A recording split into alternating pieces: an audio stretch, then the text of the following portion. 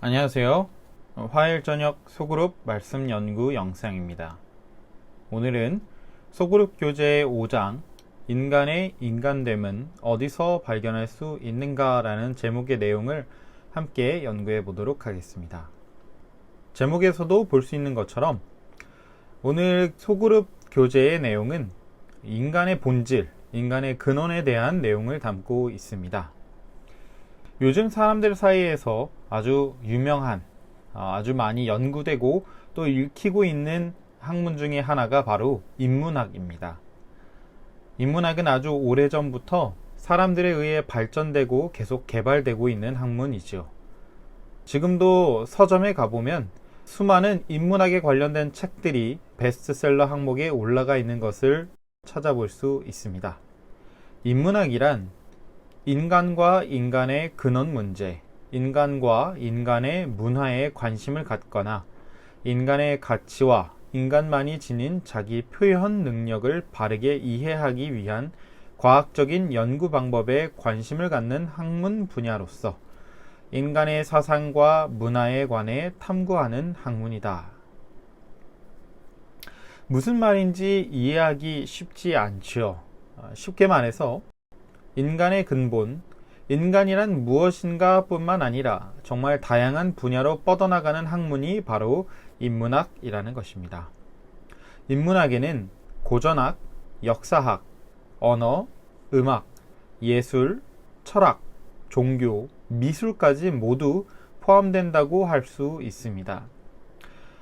유명한 철학자들은 오랜 시간 동안 인간의 근본에 대해 고민했고 자신의 연구를 기록으로 남겨 우리에게까지 전해지고 있습니다.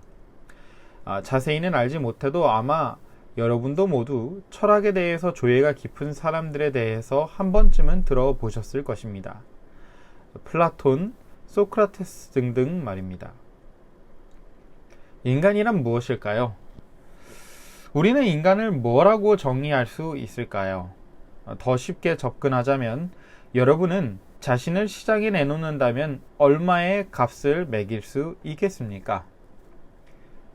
우리가 자주 들었던 것처럼 인간의 육체를 구성하고 있는 성분은 그 가격이 얼마 하지 않는다고 과학자들은 이미 밝혔습니다. 그러나 그것들을 한데 모은다고 해서 인간이 만들어지지 않듯 값으로 매길 수 없는 것이 바로 생명입니다.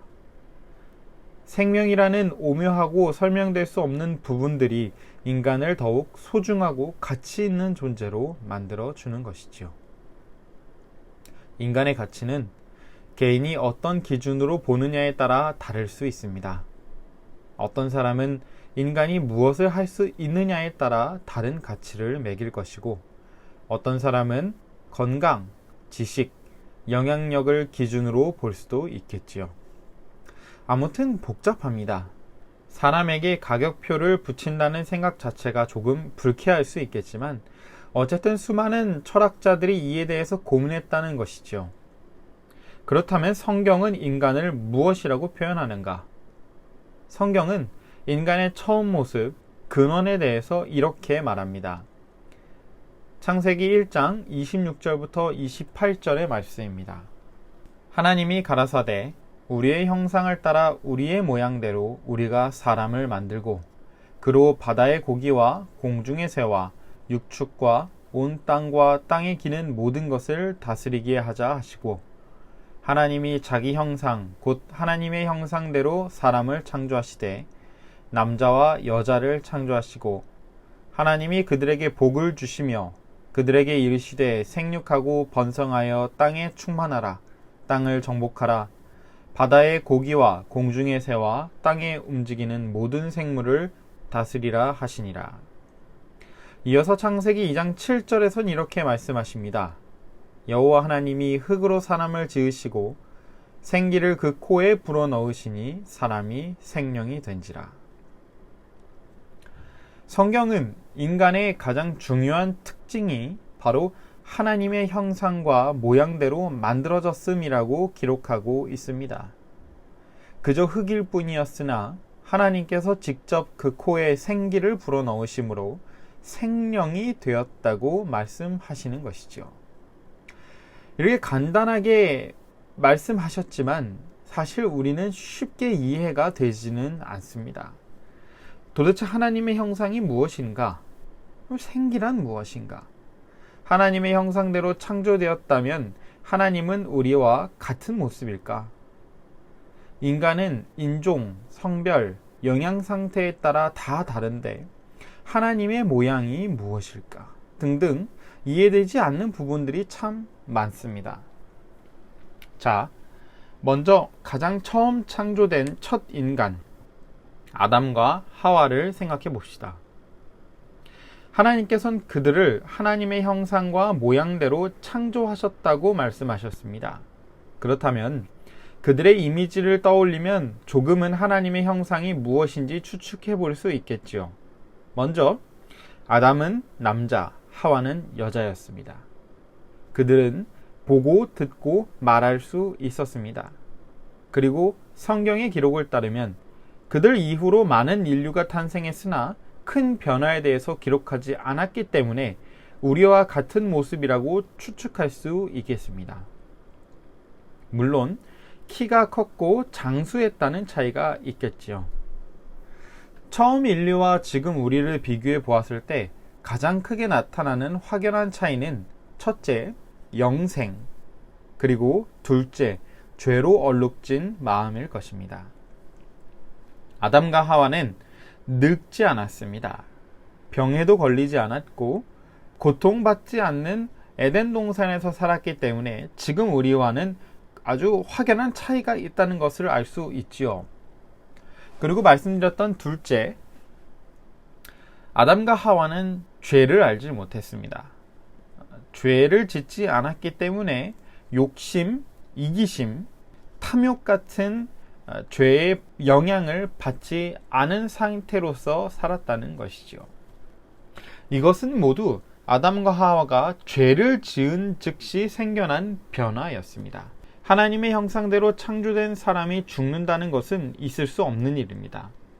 그래서 많은 신학자들은 하나님의 형상을 죄를 지음으로 잃었다라고 주장했습니다. 즉, 형상과 모양이 외면으로 드러나는 부분뿐만 아니라 내면까지 하나님을 닮은 것이라고 이해한 것이죠. 그렇다면 우리가 원래 처음 창조되었을 때 하나님의 형상과 모습대로 만들어졌을 때로 돌아가려면 어떻게 해야 하겠습니까?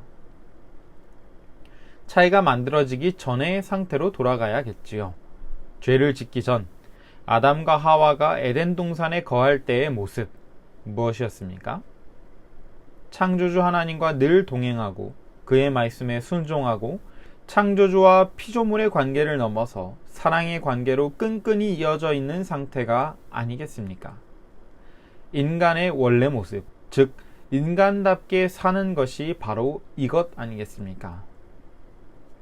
사람이 사람의 본 모습, 원래 처음에 그 근본의 모습으로 돌아가기 위해선 지금 우리와 그때의 가장 큰 차이인 생명이신 창조주 여호와 하나님과 함께 하는가 아닌가의 차이일 것입니다. 창조주의 뜻대로 살기 위해 그러니 우리는 계속 노력해야 하는 것이죠. 물론 하나님의 형상과 모양에 대해선 이 외에도 다양한 해석들이 존재합니다. 인문학에서도 인간에 대해 다양한 정의를 내리는 것처럼 성경도 사실 이에 대한 명확한 답을 주지 않았습니다. 우리가 이해하기엔 너무 오래전 일이고 지금과 그때가 많이 달라졌으며 우리가 참고할 수 있는 자료가 너무 적기 때문입니다. 생명, 인간이란 우리의 부족한 지식으로는 이해할 수 없는 부분이라는 것이죠. 소그룹 교재는 이렇게 정리합니다. 앞서 언급했듯 성서는 하나님의 형상이 무엇인지 정확하게 말해주지 않습니다. 다만 구약 성서는 인간이 하나님의 형상으로서 만들어졌음을, 신약 성서는 예수 그리스도 안에서 형상이 회복 중임을 알려줍니다. 많은 사람이 하나님의 형상을 설명하려고 노력했고 성서는 우리에게 하나님의 형상을 실체적으로 보다는 관계적으로 이해하는 것이 적절하다고 지시하지만 여전히 하나님의 형상이 무엇인지는 불안정한 형상을 가지고 있는 인간에게는 신비이며 미지의 영역입니다. 그렇지만 말로 설명할 수 없는 하나님의 형상의 신비는 인간이 존엄하고 가치가 있는 존재일 뿐 아니라 신비한 존재, 그 앞에서 우리가 경의를 표할 수밖에 없는 존재임을 알려줍니다. 지난주에 함께 연구했던 창조에 대한 기사도 마찬가지였지만 우리가 이해할 수 없는 부분들이 참 많습니다. 그러나 성경의 모든 말씀들을 토대로 이것만큼은 확실합니다. 우리는 모두 하나님의 형상과 모양을 따라 지어졌고 예수께서 이 땅에 다시 오실 때 온전한 모습으로 변화될 것입니다. 한 사람의 값어치는 얼마인가? 하나님께서 직접 창조하셨고 하나님의 이미지를 받았으며 예수님의 희생값까지 합치면 얼마가 되겠습니까? 우리는 이처럼 오묘하고 값진 존재라는 것을 기억해야 할 것입니다. 이것은 비단 나뿐만이 아니라 우리와 같은 모든 사람들이 동등합니다. 이 사실을 기억한다면 이웃을 대하는 우리의 태도도 달라지겠죠.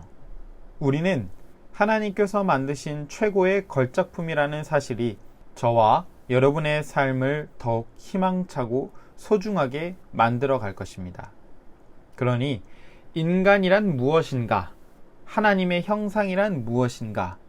정확히 이해할 수는 없지만 우리는 모두 하나님께서 직접 창조하신 그의 걸작품이며 그것이 우리를 더욱더 소중한 존재로 만들어준다는 것을 기억하시길 바랍니다.